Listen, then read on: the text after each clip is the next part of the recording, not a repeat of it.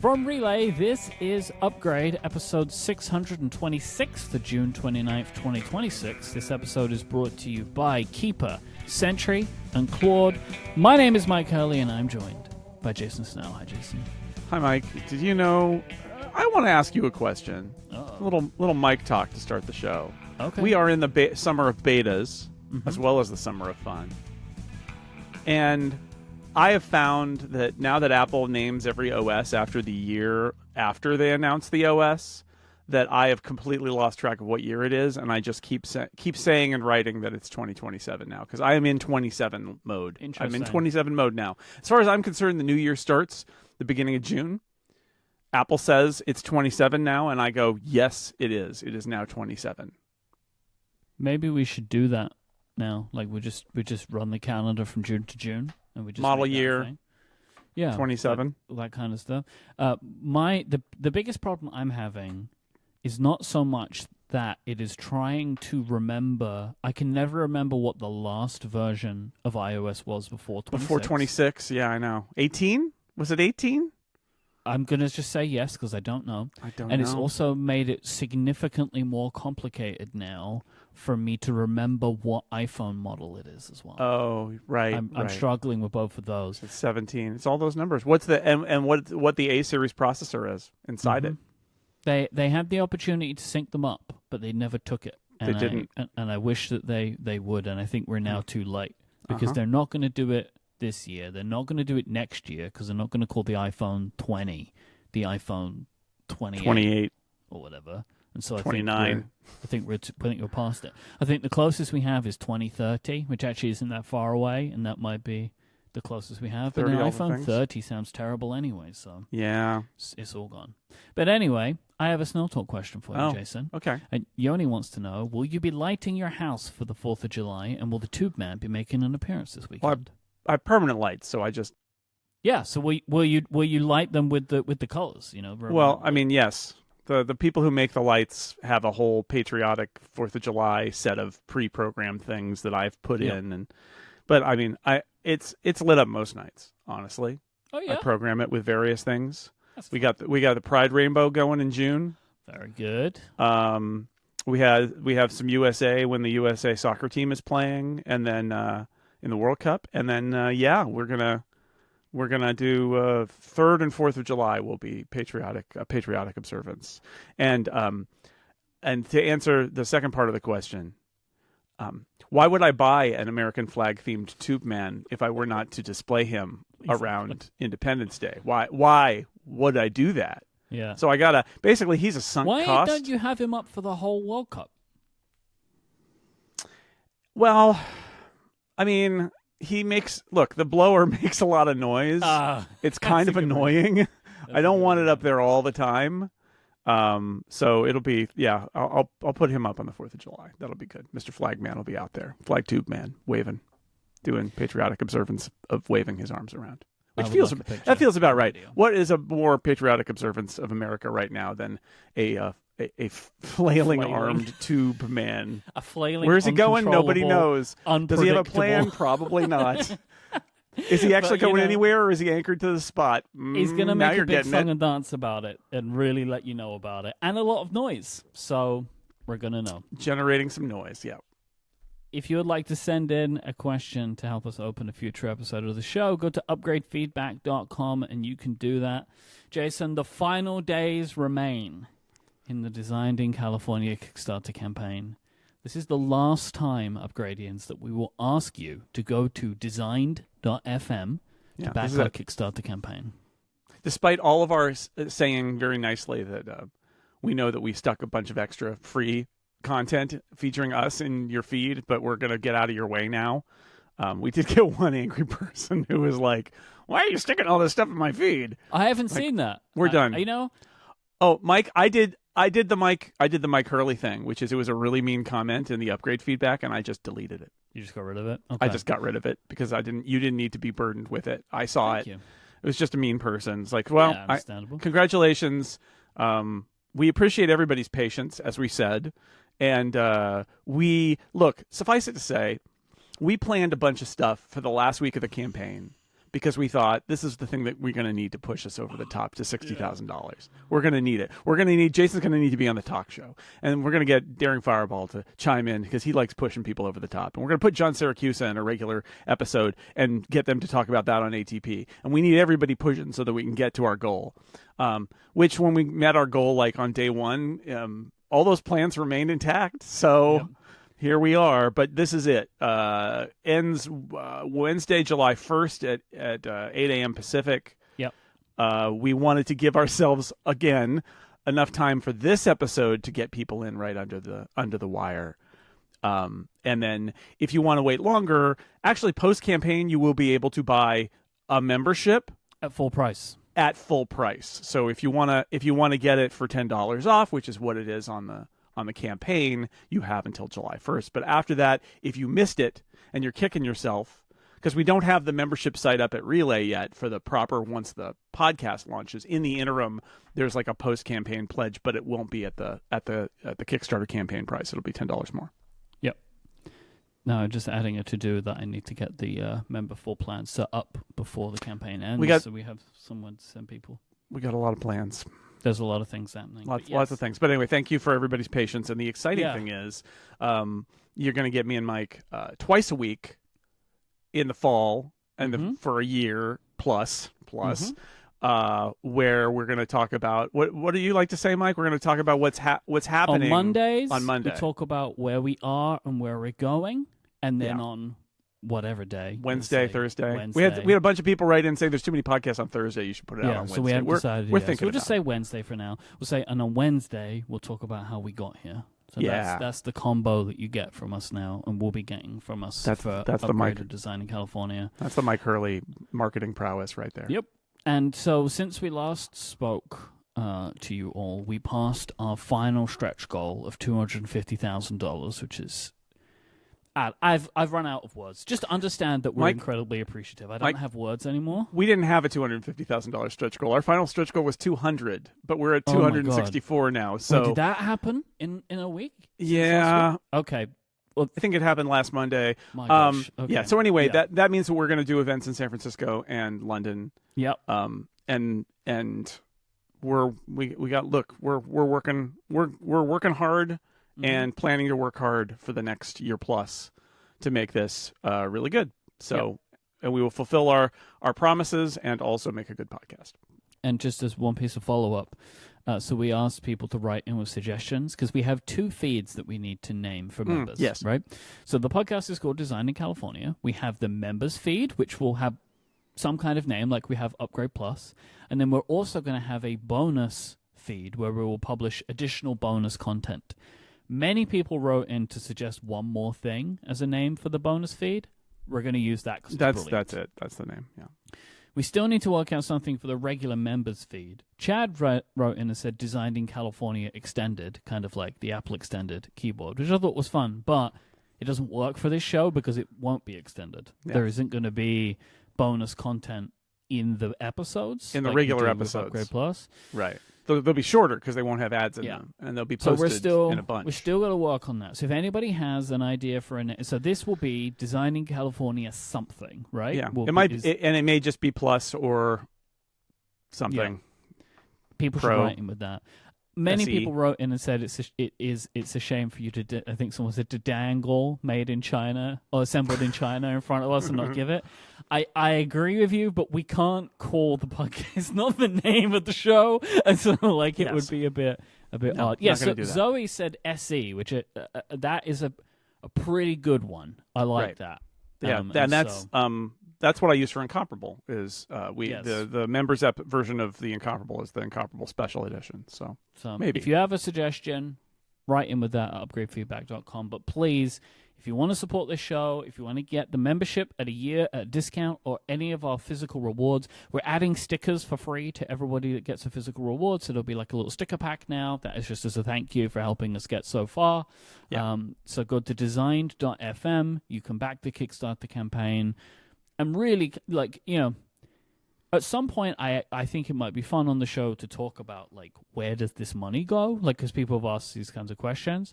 Because for us, a lot of it is going into making the show better, but it will make more sense for us to talk about that down the line when we can show you the things that we're doing. Yeah.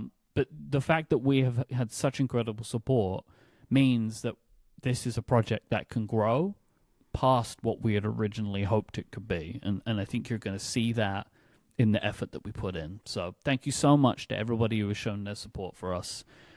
It really means the world. This will not be the last time we talk about design in California, that's for sure, but it's the last time that we'll ask on this show for you to go support it. So thank you. Should we do a little Betails, Jason? I think my answer is hoo-hoo. Perfect.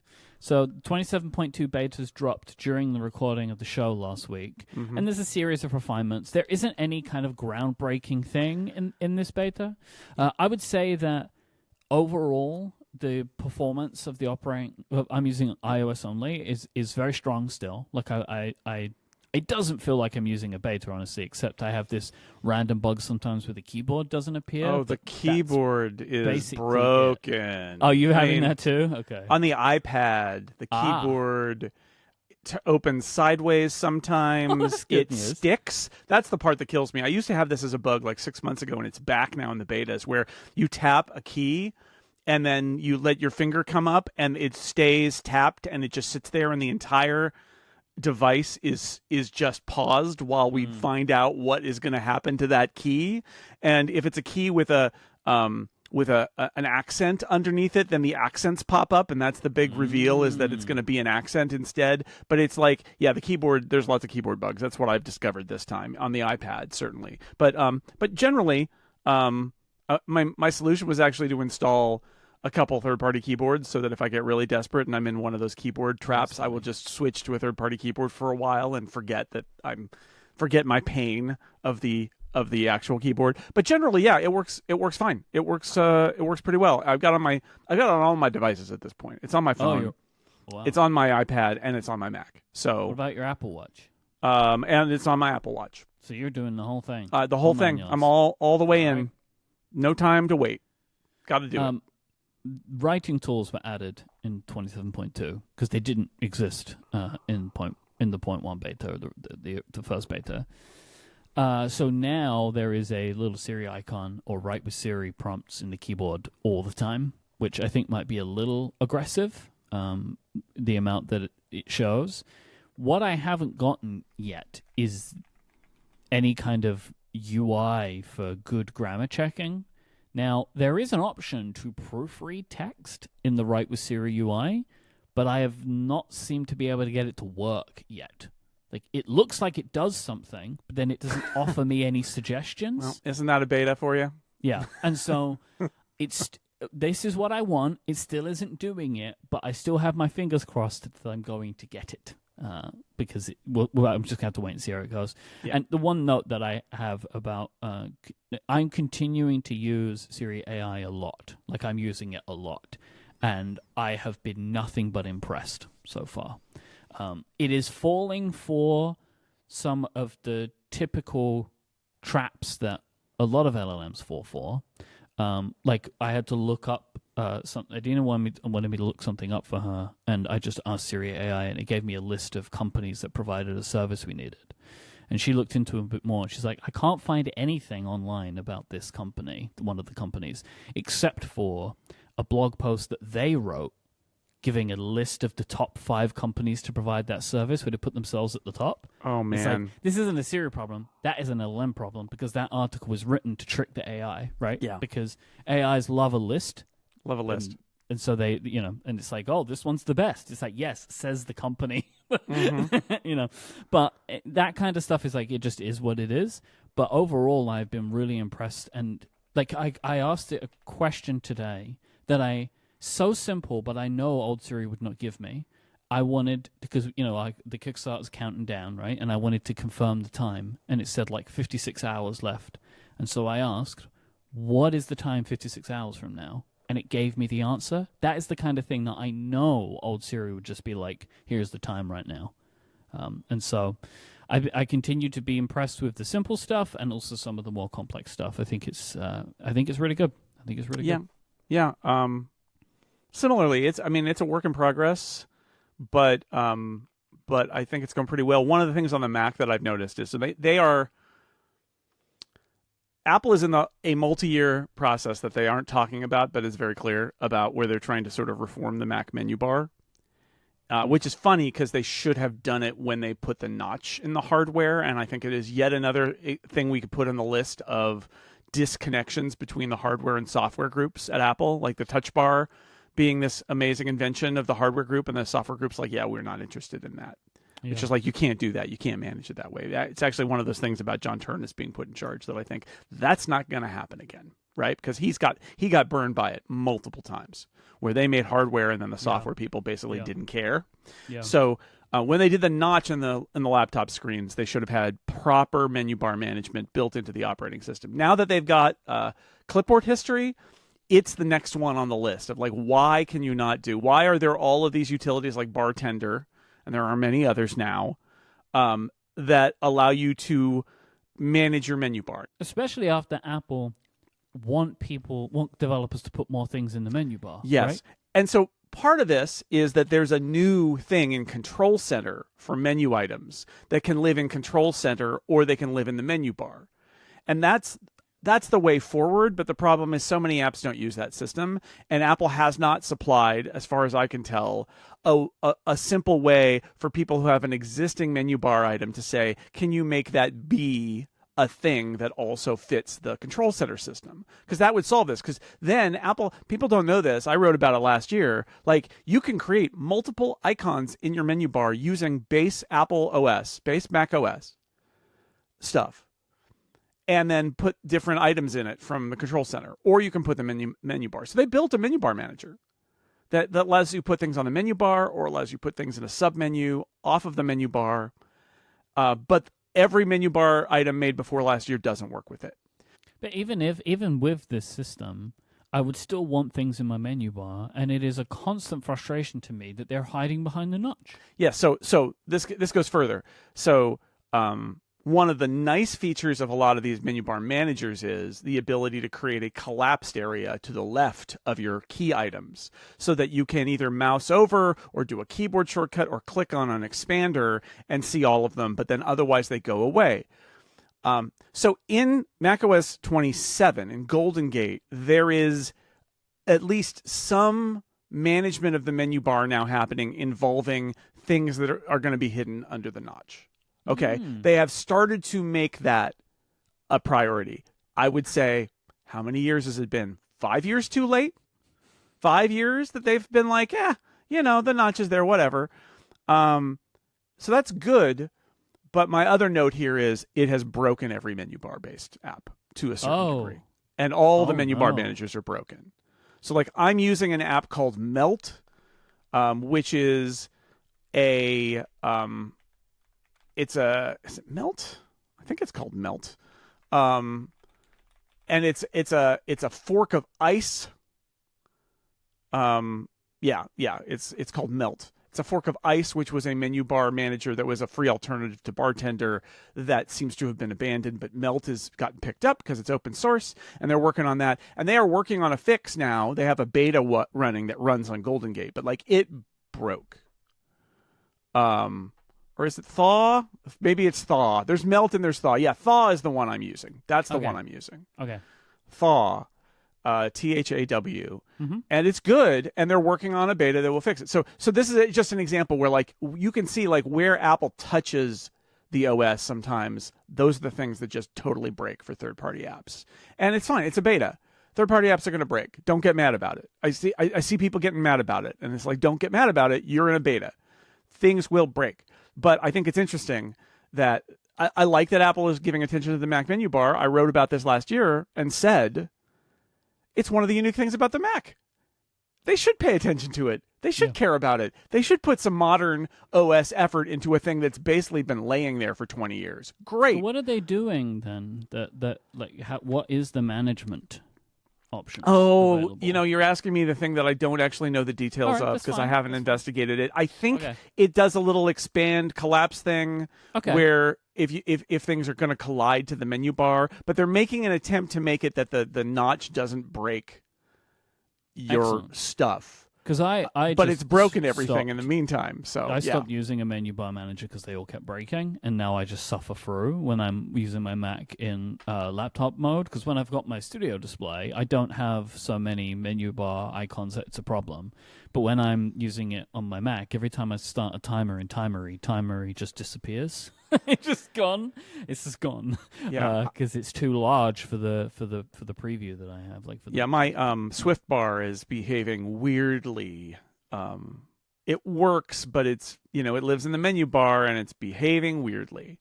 But it's it's I'm glad they're giving it attention, but again, I have to say it, like, one, it's great that you've got this new system based on Control Center, but at least for this first year, nobody's using that system.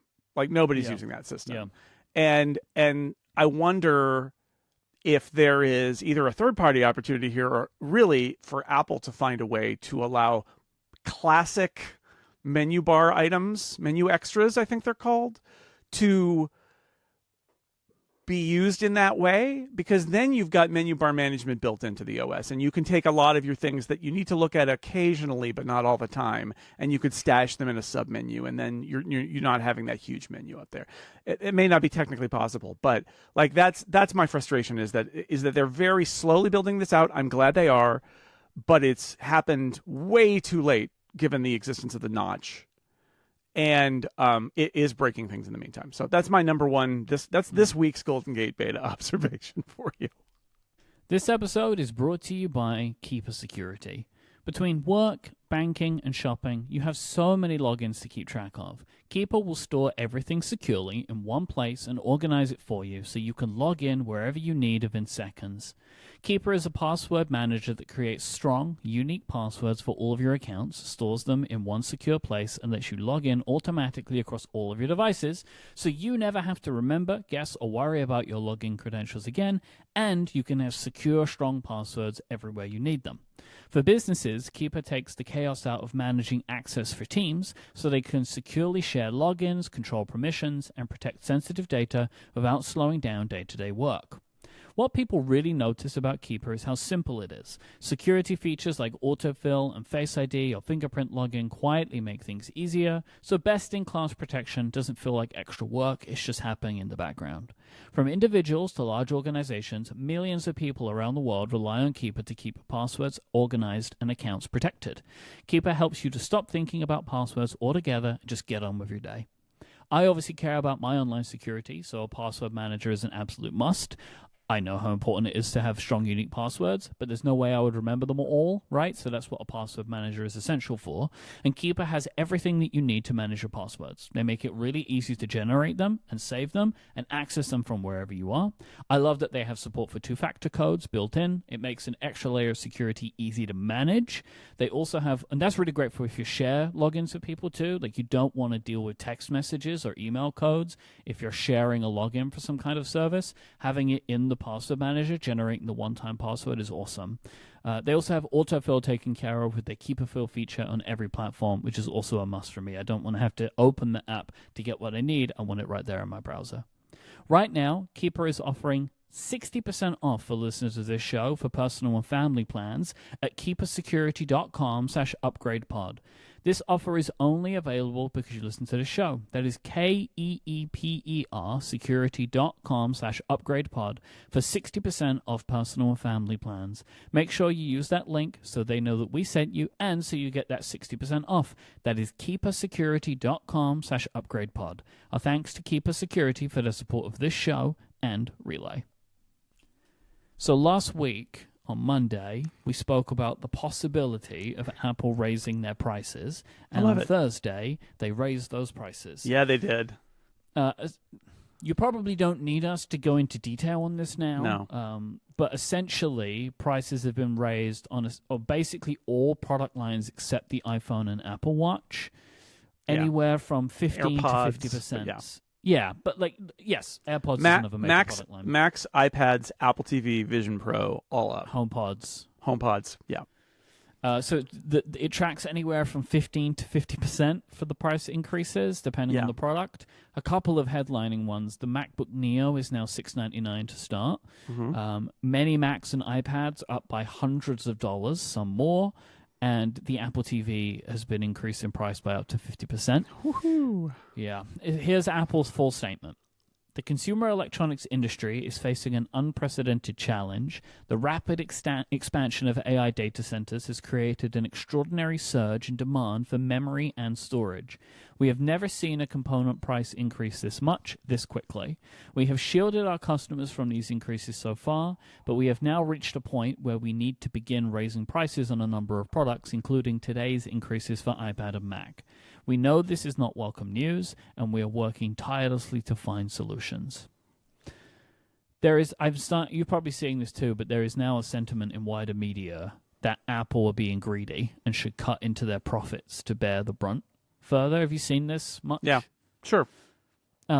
This is I'll put a link in the show notes to a Verge piece where they're kind of making the comments on that. They're kind of making that argument.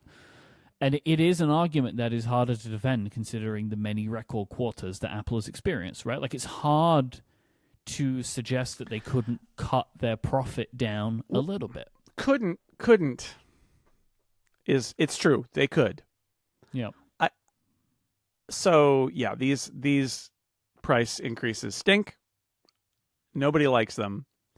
Although you could argue that given inflation, Apple's been holding the line against price increases for 5 years at least. But that is a choice that they decided to make. Yes, right? they could have been raising prices all along here, and they didn't, but they finally are like, okay, we got to do it. Because they really like having stable prices and having the game be they increase their margins, they maintain their margins even with the stable prices, because as they release products, they have ways of like releasing some more expensive products and changing the SKUs, and there's games they play, but they can't play that game anymore, so they did this.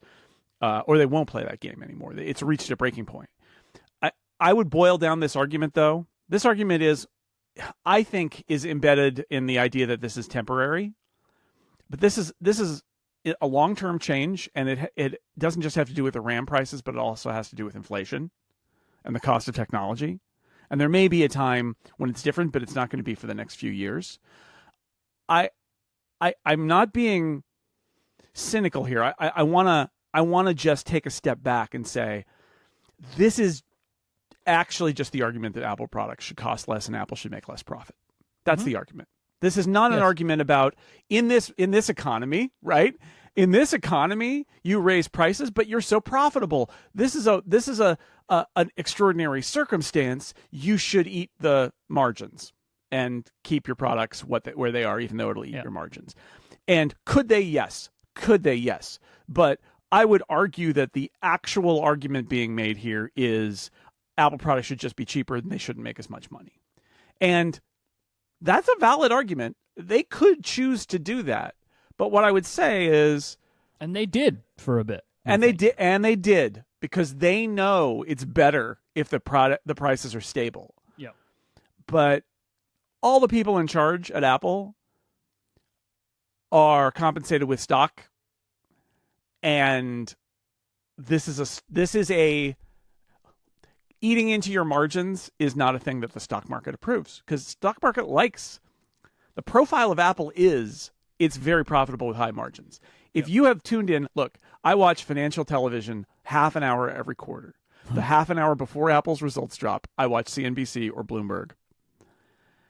And, those people love the profit margin number. Boy, do they love it. And on the earnings call afterward, the analysts, they love the profit margin number so much. And the CFO loves the profit margin. There was a CFO exchange a year ago, so it was Luca Maestri with an analyst who was like, hey, I think this was a record profit margin for you. And you could hear Luca Maestri break open a big grin. He was like, thank you for noticing. Oh my God. It was an enormous record profit margin for us. So very hard to get those people to ultimately say, and again, I think this is how I would put it. They've been holding the line because they could do it in their model. and it wouldn't kill their margins, and it allows them to benefit from prices that they're comfortable with. The fact that they did this break, it's about that. It's about the fact that if they continue to eat it, they feel like at this point they're breaking their traditional margin numbers, and that it's going to hurt their long-term profit margin.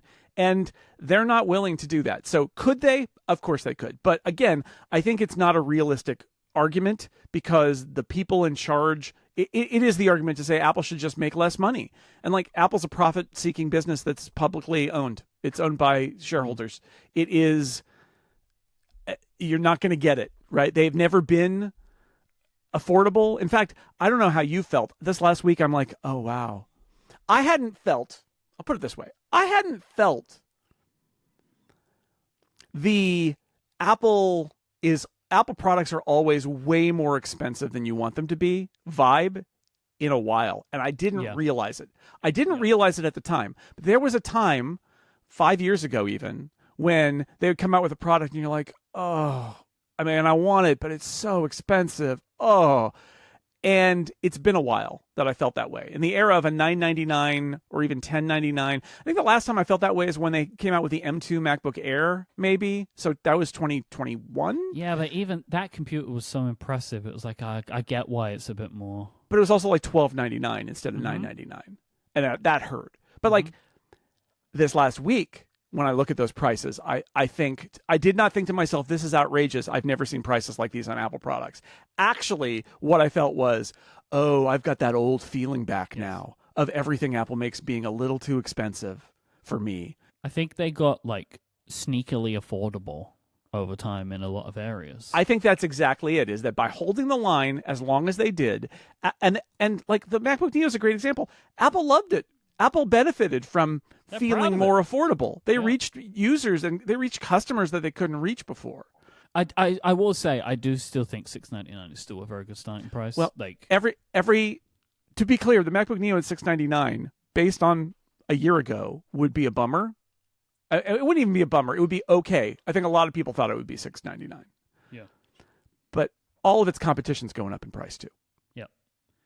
Because everything's going up in price, period. So it's going to be $699 is a bummer, but like the products it's going up against are all going to go up in price or down in quality. Or they already have, Jason. Or they already have. Like Apple hasn't done it until now. Yeah, it's interesting, right? Like I have had that feeling in the last few days of like, oh, I remember what this used to be like. Like I'm looking at the prices now of iPads. And especially the iPad Pro, like, I don't know. Like, the iPad prices right now are just way too high. They are way too high. And I don't know what's going to happen there. Like, the iPad Pro, it starts at like $1,200 now or something? Yeah. It's like, that's too much money. Look, when this all is over, because I think some of what they're doing here is prioritizing products based on the ones that they think are important. It's also why the iPhone hasn't been dealt with yet, which is interesting. Yeah. I think the iPad is not super important to Apple right now, and that they're okay with people not buying the iPad Pro, and they've got them and they're available, but they're not really willing to come down on margin on it. I think in the long run, though, when this surge of component pricing ends, you are going to have that moment if you're Apple, where you look at something like the iPad and say, ugh, iPad sales are in the tank. iPad Pro sales are really bad. iPad Air sales are off. What happened? And you look at the pricing and you're like, yeah, these are overpriced. We can't do it. And then you maybe cut the price. But that's not going to happen until you're in a place where all of the RAM kind of it circulates freely and at a good price, because that's the pressure, the downward pressure on price. In part is like, if you can't sell it because it's too expensive and nobody's buying it because it's just a bad deal, you gotta. I mean, two things are going to happen. One is they're going to look at the price, and two is they're going to look at the tech inside it, and it may be that there's like an expensive component that they thought that they were going to use in the next iPad Pro, and they're like, we can't do it. Yep, we just can't do it. Yeah, because I was thinking about that when you were saying about, like, thinking about the earnings calls and stuff.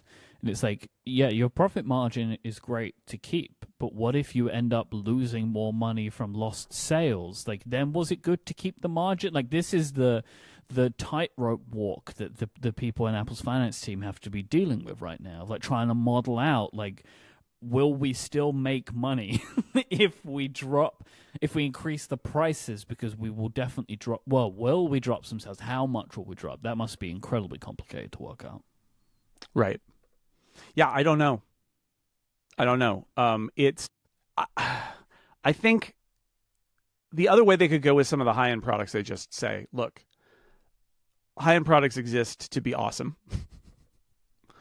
And so we're going to make them awesome, and they're going to be expensive. And that and then what you're going to see is the iPad Airs of the world will be their focus on that. Yeah. And that's okay. Like, I think we all assume that OLED MacBook Pro is going to be a high-end, more expensive product anyway. Like, that is one strategy, is if you want to look cool and cutting edge with the latest tech, you put it in your, I mean, this has been Apple all along. You put it in your very expensive product. And everybody else is like, oh, I want it, but it's too expensive. And it's like, that's okay. That's okay, because eventually that stuff will come down. And then there are some people who will buy it. And then your focus is more on the mid-range because it's more affordable. Now, the iPad Air is also very expensive, but it's not as expensive. $749. I mean, it's an iPad Pro expensive. Old school price. iPad Pro expensive. Yep. So, I don't know. It's really interesting as a challenge for them. But I just want to say, for people who are like, it's too expensive, well, it's going to slow buying cycles. It's going to hurt sales. It's not necessarily going to hurt revenue, because the revenue is going to go up, but the sales will go down. But they don't even report sales figures anymore. They only report revenue numbers. So maybe it'll look okay on their bottom line, but they will know that sales are down and that the buying cycle has been elongated. And in the long term, that's not good for them. They know that. So I wouldn't say like Apple blindly put up the price, right? That's not what they did. They know the ramifications of this. But no, I think you can tell that because they tried to hold it. Yeah, right? and this is the breaking point. In fact, what we're getting now is the shock. It's like bend until it snaps. That's what happened here. Because also what should be baked into these prices is some element of forecasting, so they don't do it again, right? Like, I feel like in the last few days I'm seeing different headlines almost every day for how long this situation could last for, and it seems to either extend and contract, but the trend line is this is going to take longer than you think for the RAM prices to come down. But Apple should have built into the price increases some level of, we do this now and we can hold it for X amount of time. Like, you don't want to do this again this year, say, because that's not good. But they also have no control over it, right? Like, if prices multiply by another 5 times in a couple of weeks, what are you going to do?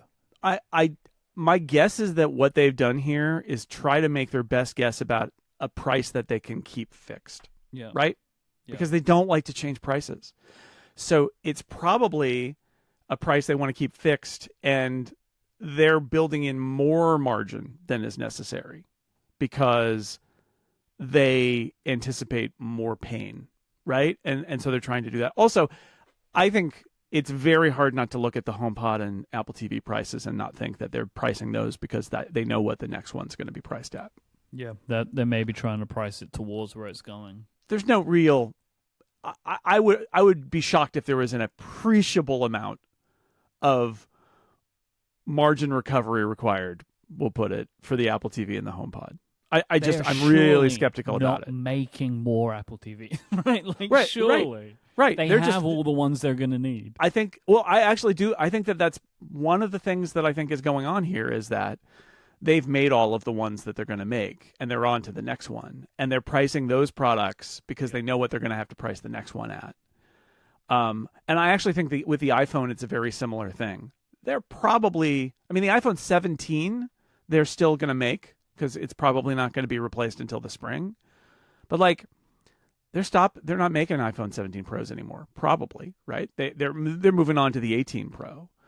And maybe that gives them a little bit of latitude now. I don't know. I don't know. But the Apple TV and the HomePod, it sure feels to me like there's a new version of both of those coming that's Apple Intelligence capable. And they know what, and some new products too. And they know what those prices are going to have to be now. And so these adjustments are almost like, yeah, that's what Apple TV has to cost now because the next one's going to cost that. You mentioned the iPhone. They didn't touch the iPhone. Why do you think they didn't do that? Do you think I don't know. Will? I think they will. I do think they will. You kind of have to, right? I think maybe the economics are a little bit different, and maybe they feel like they can hold off until the fall for that one. Yeah, but do you want to announce the new iPhone and that starting price is $200 more than the other? Like, is that the way you want to introduce the iPhone 19? I don't know. And here's That's the the argument. Price? It's, I don't know. It seems interesting to me that they did it in two waves. I feel like now, if you're going to do it, now's the time to do it. But maybe they're hoping for some kind of magic between now and then. Like, I don't know what it might be. Well, actually, I don't know if this will help, but my analysis last week was spot on.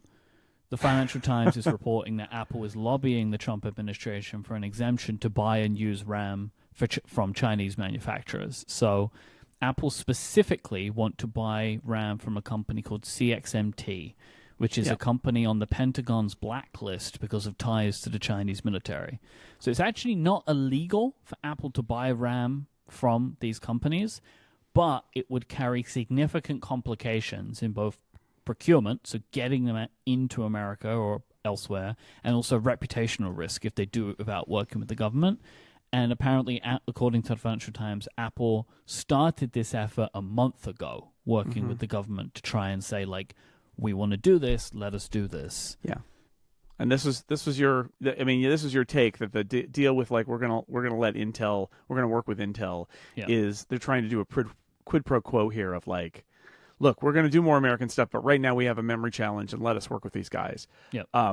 I think one of the issues too, so Apple tried this a few years ago, right? And 2022, and both parties in Congress were like, you can't do this. And a lot of the issue, it's not even just the Chinese military. I think a lot of the issues is it is viewed as a government propped up company, and therefore doesn't. One of the big challenges with a lot of international trade stuff is you're not playing fair because your government is making this is subsidizing the making of this product. It's not an actual competitive company. Yes. It's a company that you're like. A great example of this is that for years the U.S. Yelled a lot about Airbus, the French-based airplane manufacturer. Obviously, the Boeing, their prime competitor, is in the U.S.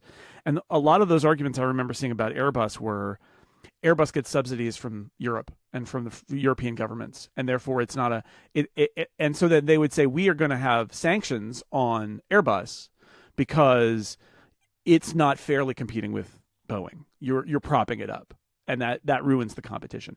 I get the sense that that's part of the argument here, is that this is not just a Chinese company that makes RAM. It's a company funded by the Chinese military and government that makes RAM. But also, look, the U.S., both parties are not immune from saber rattling about the Chinese Communist Party or the Chinese military or China in general. And so that's what's going on here. I do wonder if Donald Trump doesn't care, because remember, he has a very weird relationship with China where he's often belligerent toward them, but also talks about how great she is. So go figure. And if Tim Cook comes to him and is like, so much of what Trump does is transactional. If he views this as a deal, which is, I'm getting Apple to invest in Intel, which the government owns a part of now, and it's going to be about American manufacturer, we can let them have the Chinese chips and put, like I said last week, I think, put some restrictions on it, like only for phones in China or not for phones in the U.S. or however you want to do it. But they need to solve it now because RAM is in 2022 crisis. They wanted to do this and sell these phones only in China, and the American government just lost it. it. The bipartisan thing was like, you cannot do you this. Cannot, you're not allowed right, to do this because you're going to be giving money to and propping up this company. Yeah. So it's a real challenge, but you did call it that. This is the whole idea it was is Cook mentioning it, like it seemed so out of character, right, for him. to just because it felt to me like in reading that article that was something that he brought up. Like it wasn't really a question. It just felt to me like maybe it's like, someone slipped the reporter a note, be like, ask about Chinese RAM. He's like, oh, great question. Like it seems so strange for him to just be like, well, everything's on the table. Like it was a very odd exchange to me, just in the way that it read, and then with the intel, it just seemed like this was a thing that was going to happen, and I reckon they'll get some. It will work. I reckon it will work. I don't know exactly what the shape of it will be, but I think that we're in times where deals can be made, and also we're in this like unprecedented weirdness. It's like, I can imagine Cook being like, well, we won't sell as many iPhones, and that's not good for our economy. Like, it's going to be weird, but we're in a very strange time. So I consider myself one of the lucky ones. I bought a MacBook Air the day before the price increase was announced. I'm going to take some credit for this. I feel like I talked you into this. Me. Oh, absolutely you did, for this reason. So this is on Upgrade Plus last week. I was talking about some issues I'm having with my M2 MacBook Air, that I felt like it was getting really slow and creaky and was causing me issues, and I was getting very frustrated with it, but I was trying to hold out for the MacBook Pro, the touchscreen MacBook Pro. And you basically said to me, well, one, you don't even know if you're going to like that machine, which is true. It might not be what I want. Turns out there's more truth in that we'll get to later. And then you also said, if you buy that computer now, the value will probably only go up. So if you trade it in, you'll be fine. And I bought a computer that went up £400 in value the next day. Nothing holds its value better than a device you buy for one price and then they raise it by £400. And you know what's so funny too? Like I did a comparison, and like because I had an M2, right? I paid essentially pretty much the same amount of money for a vastly better spec machine, because the starting price of the M2 was more expensive than the starting price of the M5 when I bought it. Yep. And so like I ended up getting like I think 2 terabyte SSD, I think 36 gigabytes of RAM. I'm gonna have a great time with that computer. Yeah. Jamie's we bought my daughter, who's going to be editing all the video for Design in California, and loves it. I mentioned her last week and said that she loves it when we mention her on the show, and she texted me while she was editing the show and said, "Yes, I do. I love it." Oh, so hi, Jamie. There she is again. She got a 15-inch M4 refurb, 16 terabyte or 16 gig RAM, 1 terabyte drive for $1,015. Whoo! Good deal. Good deal. My MacBook Air will not arrive with me until August. Oh no, it's going to take forever. Although it might they might get it faster than that, but like we'll see. Sometimes I order things like the refurb for Jamie. I was like, it'll be a couple of weeks, and then they're like, nope, it'll be tomorrow. Okay, all right, whatever. Also, on the evening of the price increase, I got a text from my mum. I had promised that I would get her an Apple TV. She just moved, and she's using like this like Chinese set-top box thing, like DVR. It's terrible. It's really bad. And I said to her, like, because she was getting very frustrated. It's like, I'm going to buy you an Apple TV. I'm going to set you up, and you'll just watch everything on demand. Like, you're going to have a better time. And she sent me a message, and she was like, I can't wait for you to sort this Apple TV out for me because I hate this thing. I was like, oh, my God. The price just went up by 50%. But I went to Amazon. They hadn't changed the prices yet. Yeah. Got one at the old price. So I feel like the luckiest man alive walking around. I wonder how many people like went to Costco the day the announcement happened and picked up a MacBook Neo or a MacBook Air before they got to relabel the prices. Yep. I do not know how I got that price at Amazon without them having changed it. Just as a side note, I've been thinking about this before we move on. Like, I think the next couple of years are going to be weird. Like I feel like there is going to be a new kind of like cloud over new hardware that didn't exist, right? That like it's going to be way more expensive. We're going to be talking about price of stuff more than we have, which is I think is a necessary but somewhat frustrating kind of conversation to have. And I also see a world where a lot of our audience keep their devices for longer than they would have before. And Of so, course. the utility of talking about new stuff maybe diminishes a little bit. And we're obviously going to do it because it's interesting and exciting to talk about the new products. But I kind of see that there will be a need that we will meet of talking more about software. Like the balance of hardware and software on the show might shift a little bit. Sure. And I also hope that tech companies in general put more effort into their software over the next few years to make their products nicer to use for longer for their customers, because this is a thing where customers are not going to be able to upgrade on the same cycles that they would have wanted to before or will not be willing to. And so, yeah, I can imagine, I hope that for the general tech industry that people focus on this, but it will be a focus of mine over the next while in thinking about the production of this show, that we try and bring more software into the conversation than we would have before. It's kind of like a thing I've been thinking about. I think it's going to be a necessary component of coverage. So it'll be summer of fun for the next 2 years, basically. I mean, what I'm trying to say. It's expensive basically summer. Summer of fun mentality. It's long. Do we need is Dongletown a place where you go when the prices are high or something like that? Is there a concept there? Some kind of software related town, like a mountain town. The old Dongletown upgrade. Yeah, or I something. feel like there's a different place, right? Like Dongletown. Oh, interesting. Dongletown is where you go when you need hardware, right? Like that's the whole point of it, because you have less ports. Oh, did you know? Here's a little fun fact about Dongletown, since we were talking about where it was. Mm-hmm.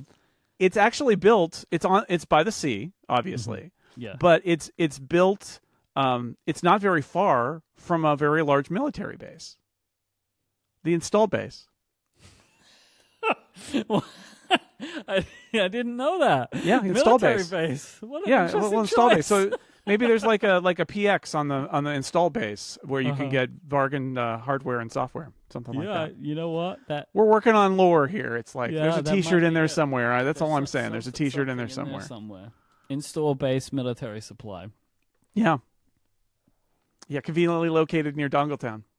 Very super convenient for this. Yeah, so this actually places Dongletown probably closer to San Diego. It's probably more like North San Diego County near Camp Pendleton, except it's actually in the installed base.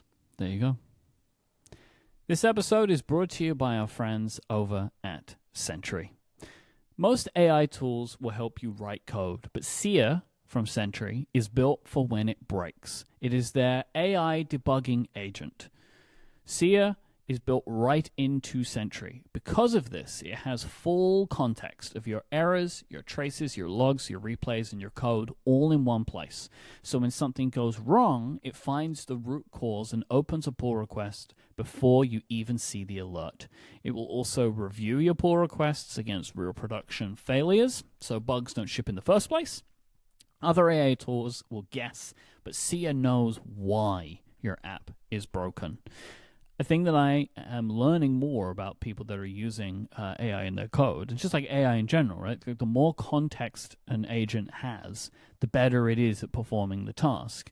And the fact that Sentry has all of this information that it can provide to its agent is super helpful for finding these issues. And also from developers that I'm talking to, like I'm understanding the value that many people are seeing in having these tools available to them, like to be able to make fixes to their apps that they weren't able to understand before. But having this sit alongside your production all the time is only going to make you faster. So I think it's a very interesting tool that Sentry have built. You can join millions of developers at companies like Anthropic and Disney Plus who use Sentry to move faster. Try it free at sentry.io and tell them that we sent you. They have a free dev plan, and listeners of this show can use the code UPGRADE26 to get $100 in Sentry credits if you're a new user. Our thanks to Sentry for their support of this show and Relay. Rumor Roundup time, Jason Snell. Yeehaw. On Thursday last week, Mark saddle Gurman... prices are going up, Mike. Oh no! And it costs more to feed a horse than ever before. Poor Mark. He reported last week on Thursday that Apple will be skipping the most powerful M6 chips in favor of jumping right to M7. According wild. to Mark's, Just wild. Yeah, according to Mark's sources, M6 will only be available in its entry-level base chip products, right? So like the iMac, the MacBook no Pro, M6, MacBook no Air. M6 Pro, no M6 No Max, M6 no Max. M6 Ultra, just a base M6 that will go in M6. the machines that you would expect, a MacBook Yep. Air, Everything that has an M5. iMac. Yeah. Maybe an iPad. Maybe. An He iPad, doesn't say yeah, that, yeah, but maybe, iPad right? Pro, an iPad Pro for sure. These products could start arriving, the M6 products could start arriving this year. Mm-hmm. The next Pro and Max chips would be M7 Pro and M7 Max that will come in 2027 at some point. Right. These chips are said to have a stronger focus on AI capabilities, which is why Apple is looking to fast-track M7 and just skip M6. Yeah, it's on one level, I'm fascinated by this because of the chaos of it, right? It's like seems like such a break. And if Mark Gurman's story is right, that they planned on doing an M6 and then they scrapped it and said the stuff in M7 is too good. They're reading the room. They're like, this is the fallout of all those Mac Minis becoming AI machines, right? Is their realization of like, oh, we need to press this. And they look at the M6 generation, they're like, it's really not that great. The M5 is great, and the M7 is great, and the M6 is kind of in between. Why do we not just skip it and move everything ahead to the next one? Because they know several generations out, right? So I think that's interesting if that's what happened. Also, potentially, they're like, maybe we're not going to sell that many M6 Pro MacBook Pros. It may take some time. That's true. We got some anonymous feedback from somebody who said that Mark Gurman is full of it, essentially, and that they were never going to do an M6 Pro or Max, and that was never the plan for the MacBook Pro with the touchscreen. I mean, I had two reactions. That doesn't to make sense to me. That doesn't make sense to me. I have two reactions to me. I would love confirmation of that from people who know, because a random anonymous person could be anything. And then my second thing was, I was like, John Gruber, is that you? Because I know Gruber's like down on Gurman, and I'm like, John, is that you? Are you? John, are you in the feedback form again, John? You could text me. It's okay. You know how to text me. But assuming that it is true, which I'm going to assume for now, unless told by sources who know otherwise. I like the idea that Apple and Johnny Srouji are so dynamic in this moment that they're like, the world has changed. When we made the M6 plans, things were different. We've got M7. We're really feeling really good about it. Let's make a break here, especially since we know that within Apple, there's a lot of responsibility between like the chip people and the hardware people. Where like, you don't ask for a chip and then not ship it in a product. Right, you don't do that if you're a hardware person. You don't demand a chip from the chip people and then say never mind, because you're letting them down. Mm-hmm. They want everybody to be in sync. Making this chip decision has impact on other hardware, because we've been talking for the last 6 months or whatever about what Mark Gurman's been reporting about the OLED touchscreen MacBook Pro being the M6 generation MacBook Pro, which can't happen if there's no M6 Pro and Max processors, which is why Mark Gurman posted this story on Thursday, I think, last week, and everybody's like, well, what about the laptop? And then on Friday, he had that story, which is they're going to apparently do the touchscreen OLED MacBook Pro as an M5 and then as an M7, which, again, interesting, right? But I think it shows you how Apple feels like, from a chip perspective, they have an advantage that they want to press here. And that's what I like about this decision, is not that it says, oh boy, Apple's in disarray, they killed the M5 Pro and Max. No, it's the way it's spun, and the way that I would read it is Apple would really rather go straight to M7 because M7 is going to be great.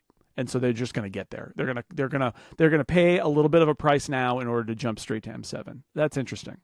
Yeah, and I feel like this is part of the thing that I always want to see them exhibiting with the chip design, which is like, well, if you're in complete control of it, make decisions that you otherwise wouldn't make. And one of those decisions could be, the world is changing, the industry is changing, demands on some of our products are changing, so we should accelerate the chip that will meet the change. Because why wait? Like, if you know the M7 chip is going to do a better job of what people want to be doing on these machines right now, especially when these machines are more expensive, so they're potentially could see that would want higher need from some market segments, bring these chips. We're talking about MacBook Pro and Mac Studio here. And then also keep in mind, while MacBook Pro would be interesting because you'd get this new body MacBook Pro with the same chips that it has currently, which is a little weird, but it's not unprecedented, and they could do it. And the OLED and the touchscreen make it interesting regardless, right? But the other part of this is the Mac Studio, which is the one that really, I mean, Mac Mini and Mac Studio are the ones that people are really interested in. Haven't been updated yet. So they've got a whole other generation to come for those products where they go to M5, including, according to Mark Gurman, M5 Ultra is going to happen on the Mac Studio. So they're going to have an AI story in M5 generation. They don't need, and then they'll jump to M7 the next year and a half, and that works. Yep. Mark did say, I think this is hilarious, really, in a very macabre way. The M5 Ultra, which they will still bring out, they're still planning on bringing out for the Mac Studio, had been tested to be able to support up to 768 gigabytes of RAM. Nice. It's just like, nah, they're not going to do that. That's not happening. Oh, my God. It will cost $1 million per machine. Mark does say, so, this is the M7 chips would be introduced in, quote, relatively quick succession after the M6, basically at some point in the first half of 2027.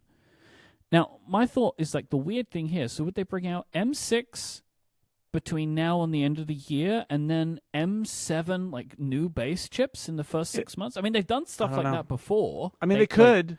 They could. But, imagine getting an M6 MacBook Air in the fall and then an M7 MacBook Air in the spring. It's a little I think weird. They've done this before, where they might just not skip some of them. The M7 base until later in the year, right? So actually, you take the you could also take the M6 and put it in the MacBook Air, and take the M7 and put it in the MacBook Pro base model. Yeah, or then you could do an M7 MacBook Air refresh in the fall again. Like, they don't have to go in order. Like, sometimes they go in weird order like that. Right, and you ultimately end up with an M7 iPad Pro and an M6 iPad Air. There was one where they did the iPad Pro got a base chip, and then they brought out the Pro and Max chips, and then he didn't put that base chip into something later on. I don't remember what one this was. Yeah. Where, they do this kind of stuff. They have the ability to do that. So the Pro and Max versions of the M7 would come later in 2027.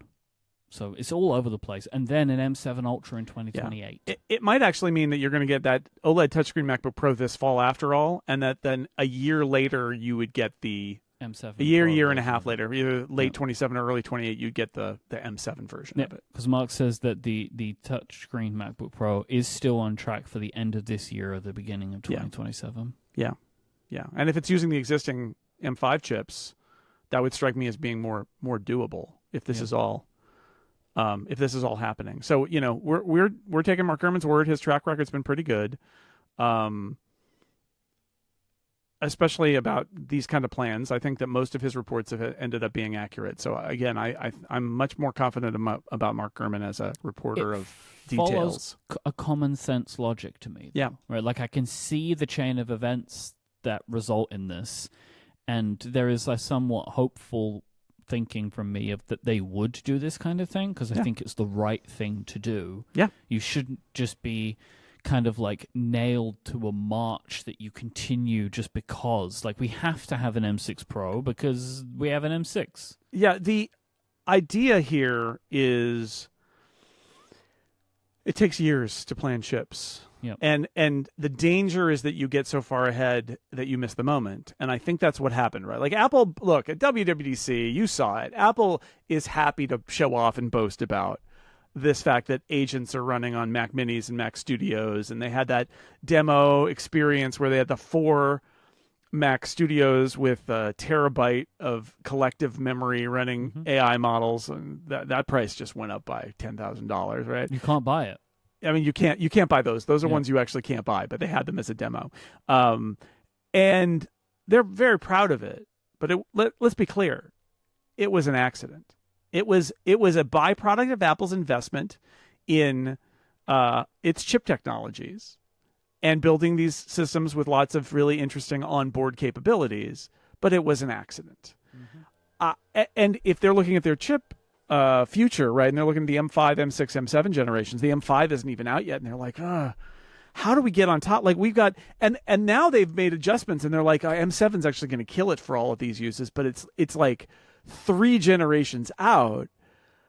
This is how you have to do it. You have to be willing to make calls like this if you're going to be working years out, because otherwise you're not able to turn the ship fast enough. And so this is the downside, I suppose. That's why I'm so enthusiastic about this conceptually, is like, I know you work out years ahead, but if in this case you're like, no, we need to jump to this now, and we can pull it ahead a little bit by just foregoing the one that was in the middle here, let's do it. And they did it. And, if that's the case, I think that's encouraging, because it shows that they're going to jump on this one because they see an advantage.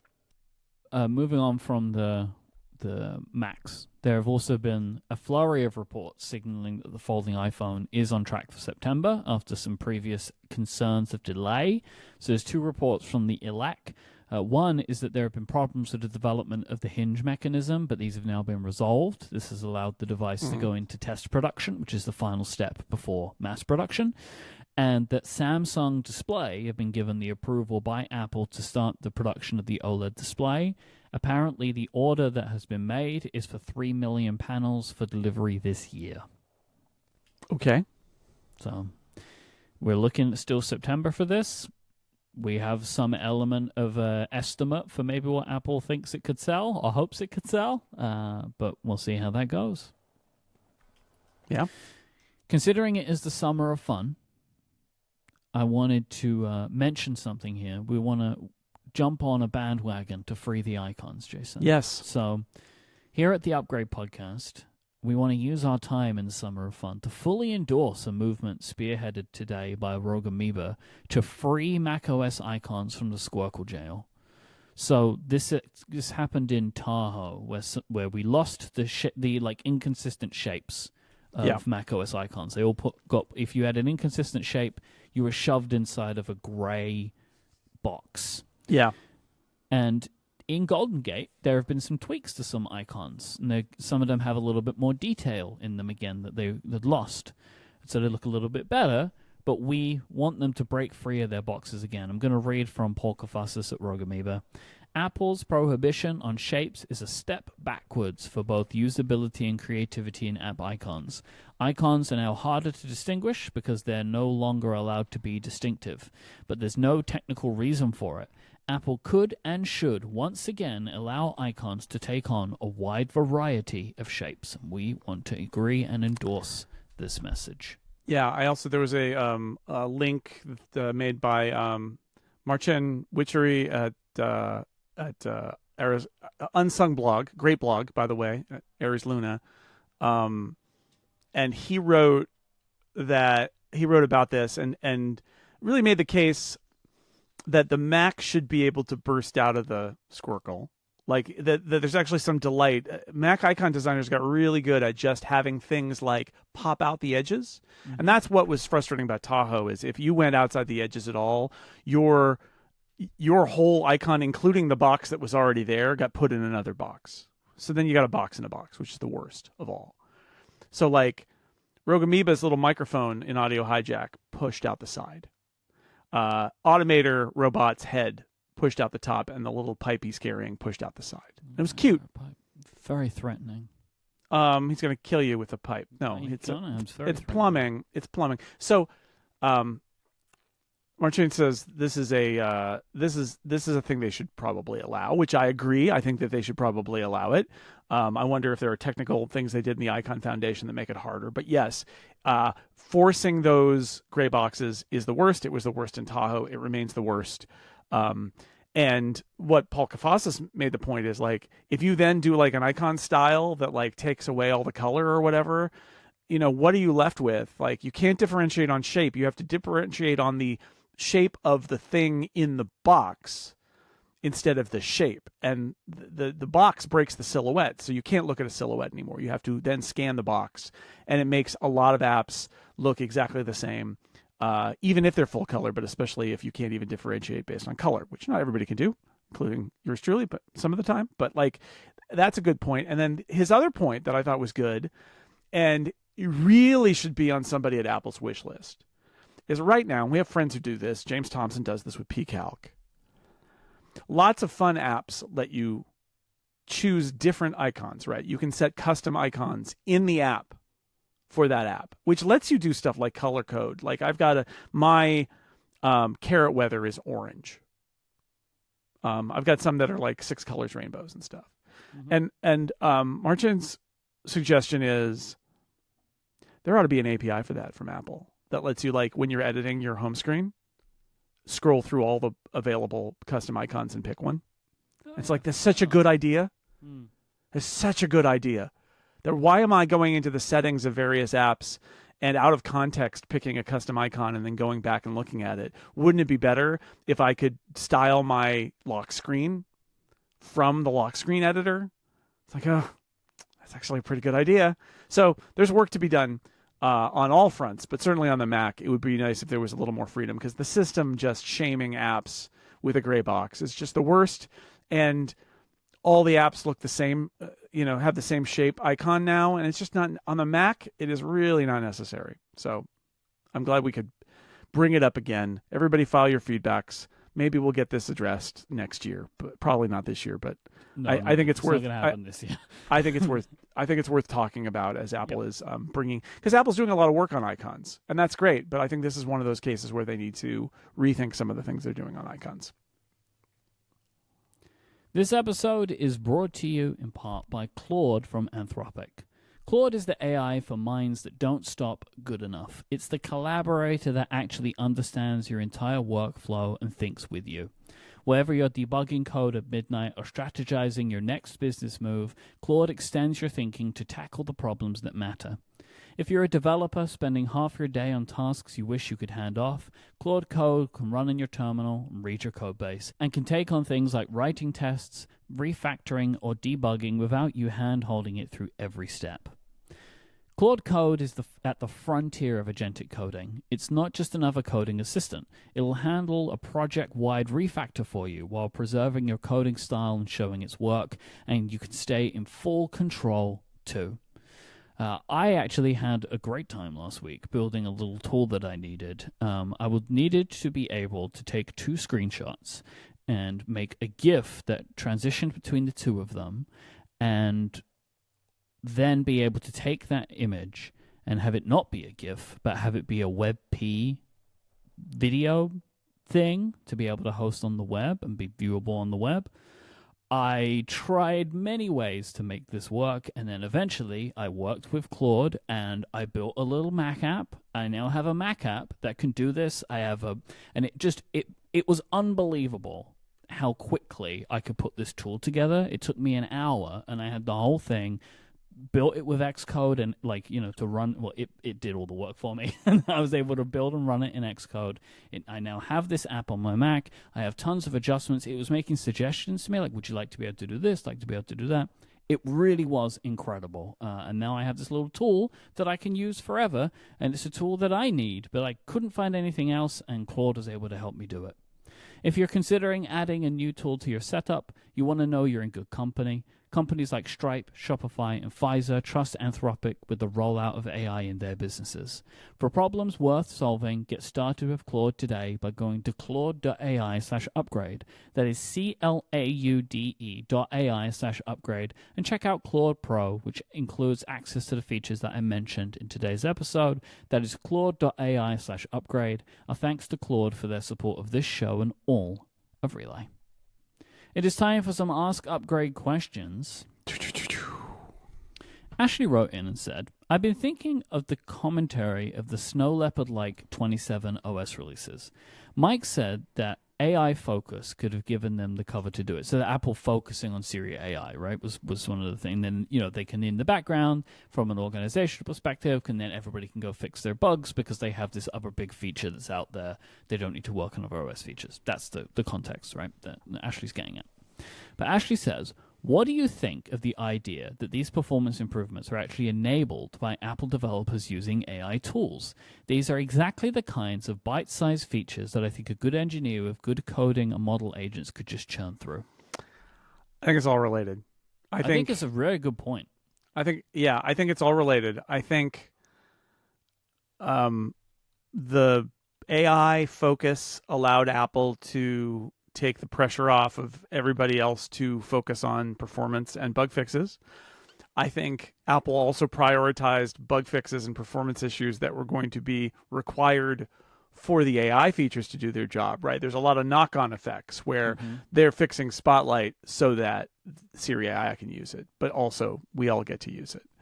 But yeah, let's throw it in the mix because I think it's reasonable that part of this may be that the tools now, the AI-based tools that are whatever is allowed by Apple engineers anyway to use are, this is a thing they're good at, is finding bugs, highlighting bugs and performance issues. And in fact, there was just, our friend Marco Arment just wrote about this, that he used, I believe, previous sponsor Claude, recent Previous sponsor, like minutes ago. Yeah. And basically said, here are 4 longstanding bugs that I haven't been able to fix. Look at my code and make some suggestions. And he says that in like 70 lines of code, he was able to address those bugs that he said were so subtle that he couldn't see them. He wrote the code. He couldn't see the bugs. And so it's not a stretch to say that Apple developers might also be using AI tools to analyze. And for people who are like frustrated about like, do I want AI writing code and all of that? First off, I think there's an argument to be made. I would make it the one thing that computers are good at is writing code for computers. Like that's actually a real good use of them. But even if you take the writing code part out and say it's the analysis of the code, find my bugs, find my potential performance issues, and then have a trained, sophisticated engineer fix them, but that you could use the AI to find them, to spot them much faster, if not like making something that was impossible for somebody like Marco to see. It's like at a very basic level, how different is that to a spell checker for a writer? Yeah, I mean, well, especially if you're not using it to write involved. sentences, you're using it to find the bug. So Yeah. I to answer Ashley's point, I wouldn't be surprised if that is also part of what's going on here. Yeah. I think it all is happening sort of together, but it would not surprise me at all if that is one of the ways that Apple's developers can use AI tools is spot the bugs. You get a feedback about something and you can't reproduce it, and you basically say, here's the feedback and here's the code to somebody like Claude and say, how can this happen? Analyze this, and have them say, yes, there is a bug in this line that does this, and if you change it to this, it will work. And then the developer, the programmer looks at it and is like, oh, that's what it is, and then they're off. That's huge. That's a huge productivity saver. Tom writes in and says, everyone originally assumed that Apple was going to white label the Gemini models from Google and that they were paying $1 billion for it. Now that we know that instead they did some form of distillation of the Gemini models or other Google frontier models to create the Apple Foundation model, are the rumors that Anthropic said no to the same ask, is the thinking that Google could have agreed to do this simply to hurt their competition? Sure. I mean, it does seem like Apple got a very good deal here. Yeah, that was the competition. Obviously, they're also going to be in Google's data centers, so that's a part of the deal that we maybe didn't understand at the time. Sure, Google wants to, like, Apple's a good partner because it gives Google's technology another place to be. It blocks out Google's competitors from potentially working with them. I mean, it's all. I think it's too simplistic to say Google agreed to this simply to hurt them. Google agreed to this for a lot of reasons, but part of competition is winning the contract and boxing out your competition. And I've been saying here for a couple of years now that, like, if I'm OpenAI, the last thing I want is for Google to control 100% of smartphone AI. And what they're doing with Apple is not control. but it's like Google is the partner there. That's why OpenAI is so grumpy about Apple right now, is that, it's tough. In the smartphone context, you've got Gemini on Android, and yeah, there are others there, but like that's the platform owner. And then you've got Apple stuff that is also powered, at least to some degree, by Gemini on all of Apple stuff. And in terms of the smartphone market, that's it. This is probably one of their motivators to hiring all of those hardware people to build their own whatevers that they're building with Johnny Ive and company and all those former Apple designers and engineers. Is one way this is the problem with the duopoly of Android and iPhone is if you're OpenAI, what do? Your competitor is one of your prime competitors is a platform owner, and they've got the other platform owner as a partner. And so, we all have opinions about Johnny Ive and Johnny Ive's weird Sam Altman video where they had coffee in San Francisco and all of that. But like, I understand from a strategy perspective why you look at that and say, if they've got this hold on the smartphone, our only possible approach on hardware is to either do our own smartphone or break the smartphone. Yeah. And so that's why they're doing what they're doing. I don't know if they'll succeed at it. I'm skeptical, but that's why they're doing it. The situation has gotten worse for OpenAI since they made that arrangement, right? Because now Google and Apple are so close. It's like Google is just, they're in all the platforms now. Like, in all the smartphones, they're just, that's the one. It's like they have a foothold in all of it. It's like, what are you going to do? Yeah. Rob writes in and says, will the impasse around introducing Apple Intelligence features to the EU affect the sale of rumored HomePod devices or other Siri-dependent hardware in the EU? Okay, so my answer, this is a good question. My answer is,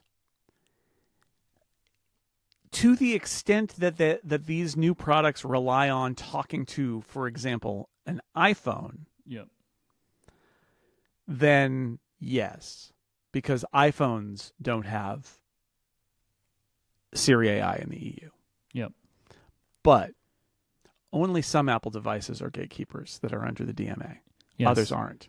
These devices aren't. So they could use Siri AI out of the box. They are not gatekeeper devices. They could use it out of the box. If you've got an Apple TV that could be used as a home hub and has more power, but some of these will probably have power too, it's not a gatekeeper product. I think is the iPad not a gatekeeper product? I think it's not. I think it is now. Is it now? I think that was one that they came on. Maybe later on, because the Mac isn't. Like the Mac will have Siri AI because it's not a gatekeeper. So my guess is that the way that this is built is either that it's going to be resident on device, and the most it's going to do is look at your iCloud or something, or it will have some features that will require a paired Apple device, and those might not work. Yeah, but that others will. And that it would be a lesser but not incomplete device. Because remember, again, these devices can have Siri AI. However, if they have to talk to your iPhone and get it to search your Spotlight, and this is all how they're built, right? Like, can there be a personal context at all? Or is the most that it can do to sync, I mean, maybe there are ways that it could be built to get some good information. Maybe all it's really doing is asking the calendar for data, like it's a smartwatch or something, and then that from the iPhone, and that might be allowed. Maybe. Yeah. But like that's to me, that's how this product can exist in the EU, is that it's primarily its own product talking to Apple servers, and it can do that without using the gatekeeper product with that feature turned on. But it's all about how they've created it, right? Like that's the ultimate thing. It's like, in theory, yes, it can work because tvOS or Home OS or whatever is not a gatekeeper. So what I would say about that is if I have a home screen product in my house and it's paired to somebody's phone and that person walks out the door, it's got to still work, right? It's got to still work. So I think that there are ways that it would be structured so that it would be functional without an iPhone with Apple Intelligence on it. Yeah. Yeah. And Logan writes in and says, I've always been somebody that deletes my texts, emails, notes, etc. when they're no longer needed. However, the new search in Siri makes me think it might be beneficial to archive emails and keep texts forever. Would you recommend keeping these so Siri has better context, or am I thinking too much about this? I think you're thinking the exact right amount about this. Yeah. You shouldn't delete things anymore, basically. Yeah. Siri will know more about you the less information you delete. The more you give it, the more it knows. Well, I think the real thing is when no longer needed here. Like if a thing is truly disposable, disposing of it is fine. But I'll point out cloud storage is available. Our storage on our devices is available. Yes, if you want to use these new features and have a Siri that can search through all of your old stuff and tell you things, you got to keep those things around. Mm-hmm. That's the bottom line of it. And I had a moment. My moment, which was similar, is that I started using Gmail and I stopped filing my email.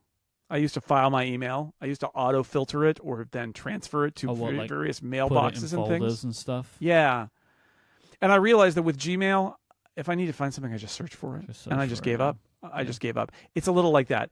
You're going to need to embrace the idea that you need to leave a track record behind if you want to be able to use these features, whether it's Spotlight or Siri AI, to search your track record. Yeah. So my recommendation to you, Logan, and to other people, just stop deleting things. Don't create the mental overhead in your life of, should I keep that message? No, just stop deleting stuff. Just let it build up, and you'll be able to take the benefit. The amount of information that an individual message takes up is not that much. Now, what I will say, there is a problem with Apple's devices and message attachments, which I think that they need to get better at, removing the attachments a bit more. That needs to be a bit smarter, because I have a very large iMessage database on my Mac, which I don't need. The reason I know this is because of how much issue I've been having with storage on my Mac, right? So I need a new one, because I have hundreds of gigabytes of iMessage attachments that I'm not sure I need access to all the time, but they're there. And I always get so nervous. Anyway, we don't need to worry about that for now. But just stop deleting stuff. Just let it build up. It's just text on a computer. It can handle it. If you would like to send in a question for us to answer in a future episode of the show, please go to upgradefeedback.com and you can do that. And please go to designed.fm and check out and back our Kickstarter campaign. We hope that you enjoyed all of the preview episodes, and please look forward to Designed in California launching later on this year, and we'll tell you more about that when the time comes. If you'd like to send in your feedback or follow-up for this show, please go to upgradefeedback.com. Thank you to our members who support us with Upgrade Plus. You can go to getupgradeplus.com and you can sign up for a longer ad-free version of the show each and every week. This week, we're going to talk about Jason saying goodbye to Macworld. Maybe for the last time. Who knows? Who knows? You can find this show on YouTube by searching for Upgrade Podcast. I'd like to thank our sponsors of this week's episode. That is Keeper, Sentry, and Claude. Until next time, say goodbye, Jason Snell. Goodbye, Mike Early.